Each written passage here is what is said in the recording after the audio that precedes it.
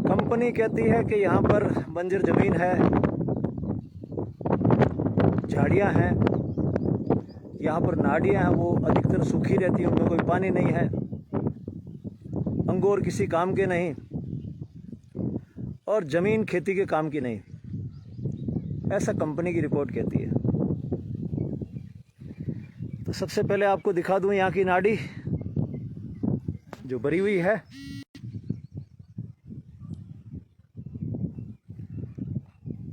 गांव की सुंदर नाड़ी जिसके प्रति गांव बेरावास के लोगों की बहुत आस्था,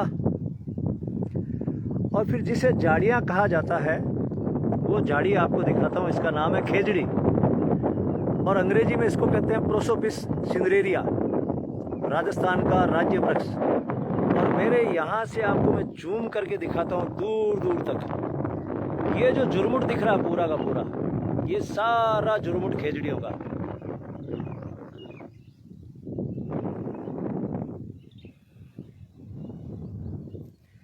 और ये उपजाऊ जमीन यहाँ की।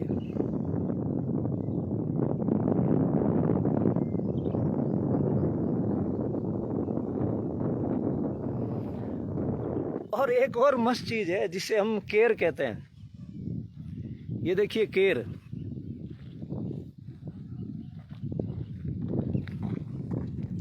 इस केर को हम जानते हैं इसका महत्व क्या है, लेकिन कंपनियां कहती है कि झाड़ी है। और इस पे लगे हुए केर देखो आप। दुनिया का सबसे खूबसूरत फल जिसे मैं कहता हूँ सांगरी के अलावा, वो केर है यहाँ पर। और सारे खेतों के आसपास आपको ऐसी चीजें दिखाई देंगी।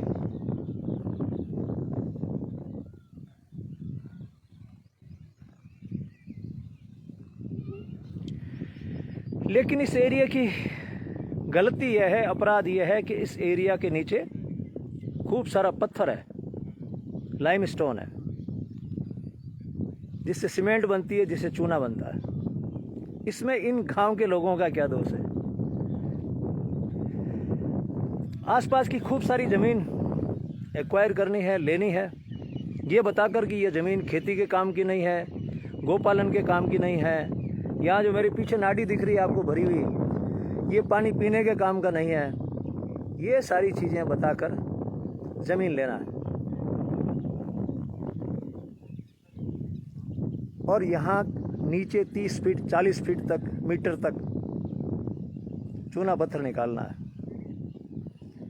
ये पूरे हिंदुस्तान की नहीं, पूरी दुनिया की कहानी है। पूरी दुनिया में इसी तरह से ज़मीनें ली गई हैं, किसानों को, पशुपालकों को बेदखल किया गया है। और यहाँ सवाल ये भी आता है कि अगर आप पत्थर निकाल सकते हैं तो यहाँ के लोग, स्थानीय लोग इसमें से पत्थर क्यों नहीं निकाल सकते? अगर आपको इजाज़त मिल सकती है गोचर में से पत्थर निकालने की, अंगूर में से पत्थर निकालने की, तो जिनका खेत है या इस गांव में जो लोग रहते हैं उनको इस तरह की परमिशन क्यों नहीं मिलती है? इस मुद्दे पे बहुत आगे बढ़ेंगे अभी, आंकड़ों के साथ, तथ्यों के साथ, क्योंकि मैं उसके बिना कोई बात कहता नहीं।